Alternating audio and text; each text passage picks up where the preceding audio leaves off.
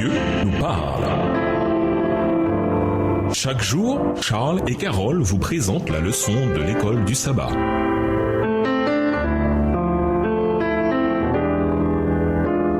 Bienvenue dans votre émission. Dieu nous parle. Nous voilà à la leçon de vendredi. Pour aller plus loin, nous vous invitons à lire dans le livre Patriarches et Prophètes les chapitres La Création aux pages 21 à 28 et La Semaine primitive aux pages 87 à 93, livre écrit par Ellen G. White. Les preuves cumulées basées sur la compassion, le littéraire, la linguistique et autres considérations convergent à tous les niveaux, menant à la seule conclusion que le terme Yom, jour, dans Genèse 1, renvoie systématiquement à un jour littéral de 24 heures. L'auteur de la Genèse n'aurait pas pu trouver de manière plus complète pour exprimer l'idée d'un jour littéral que celle qu'il a choisie. Extrait du livre de The Days of Creation in Genesis 1, Literal Days or Figurative Periods, Epochs of Time. Les jours de la création dans Genèse 1, des jours littéraux ou des périodes ou époques de temps figurés. Les pages 30 et 31, livre écrit par Gerald F. Hazel. Les plus grands esprits, s'ils ne sont pas guidés par la parole de Dieu, sont déroutés dans leur tentative de compréhension des relations entre la science et la révélation. Le Créateur et ses œuvres dépassent leur compréhension. Et comme on ne peut les expliquer par les lois naturelles, l'histoire biblique est déclarée comme peu fiable.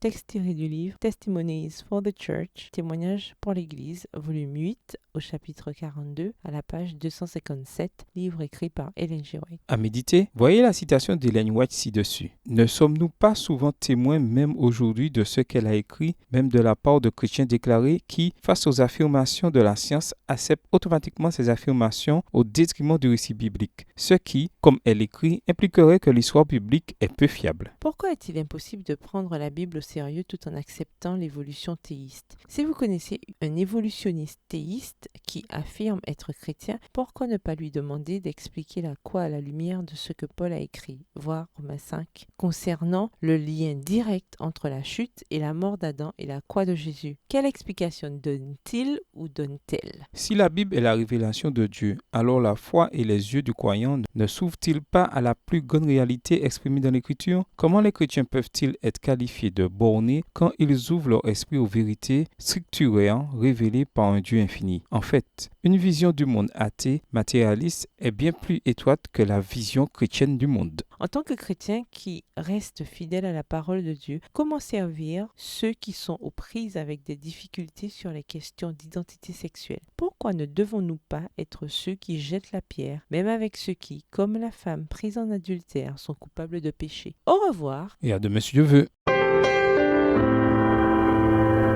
Dieu nous parle. Chaque jour, Charles et Carole vous présentent la leçon de l'école du sabbat.